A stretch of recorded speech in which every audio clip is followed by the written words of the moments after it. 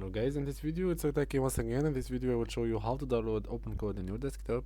The opencode, which is the IDE, can be comparing with anti-gravity cursor and also the windsurf. So all what you need to do, open browser and then press opencode, then go for download section, then go for the Windows one, which is the OS that we are installing with. It's gonna be popping up here, so I will just wait for it to install it. After that, it's gonna be the installation phase. After that, I'm gonna be opening the software itself, and here is gonna be protected for Windows, more info, and then runaway, and then go for next.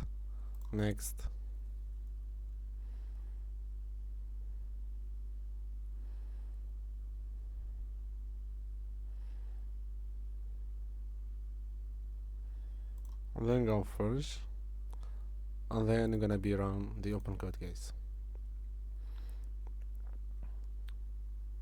So there you go. It's gonna be having the opencode here as an IDE. You will just open project and so on.